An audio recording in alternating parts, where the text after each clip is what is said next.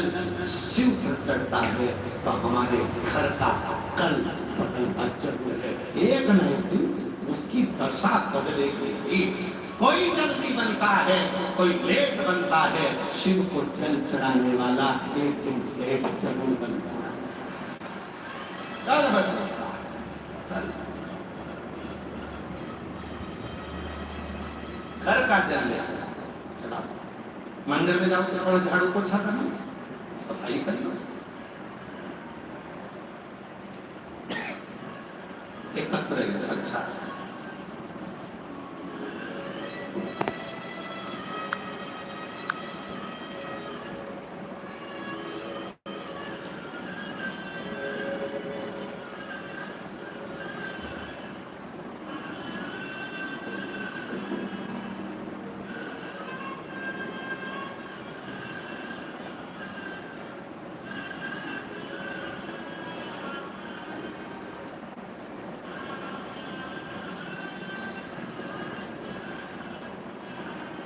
पत्थर को एलईडी पर खड़ी हुई है। मेरा नाम मैथिली चौधरी है एवं मेरे पति का नाम अमृत चौधरी है। मैं संबलपुर ओडिशा की रहने वाली हूँ। कहीं बैठी हूँ तो हाथ हिला सकती हैं, अगर आई हूँ तो बेलपत्र लेने के लिए आ सकती हैं। मेरा नाम मैथिली चौधरी है, मेरे पति का नाम अमृत चौधरी है। मैं संबलपुर ओडिशा की रहने वाली हूँ। एक लोटे जल की महिमा का क्या वर्णन करूं, बाबा की कृपा और आपके मुख से निकली हुई कथा ने हमारे जीवन को बदल दिया। सितंबर 2025 में मेरी ओवरी में गांठ ट्यूमर का पता चला।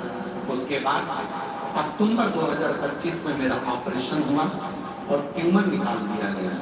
ट्यूमर को निकालने के बाद उसकी जांच हुई तो मुझे 3rd स्टेज का कैंसर। जब 3rd स्टेज का कैंसर निकला, यह सुनकर हम सब बहुत घबरा गए। पूरा परिवार दुख और चिंता में डूब गया। डॉक्टरों ने मुझे कीमोथेरेपी लेने की सलाह दी। आप कहते हो कि शिव को डॉक्टर को शंकर मानो, हम डॉक्टर को शिव मानकर उनका इलाज कराते रहे। फिर एक दिन डॉक्टर ने कह दिया कि कैंसर शरीर में फैल गया है, बचना मुश्किल है।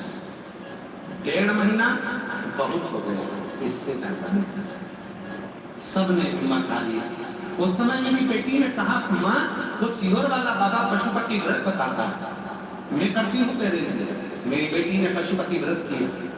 बाबा आपकी कथा झारखंड में बैद्यनाथ धाम में चल रही थी। मेरी बेटी मुझे व्हील चेयर पर लेकर आई, कथा सुनाने के लिए पंडाल में बिठा दी। उस पंडाल की मिट्टी को मेरे शरीर पर लगाया, प्रणाम करा। मैं मिट्टी लेकर चली गई। गुरुजी कथा से लाई हुई मिट्टी को प्रतिदिन अपने पेट पर लगाती थी और हर रोज श्रद्धा और विश्वास से भगवान शिव को 1 लोटा जल अर्पित करती थी।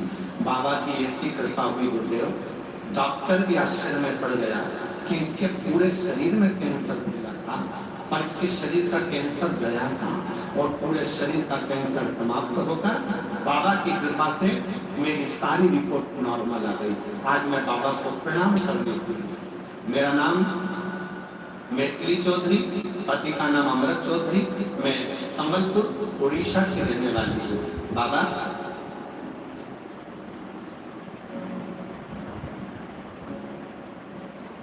एक लाइन इसमें अच्छी लिखी, गुरुजी ये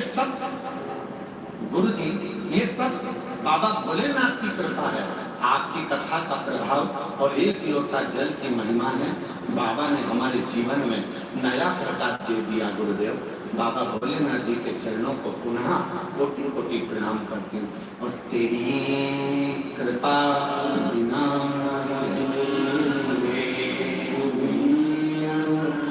लेते श्वास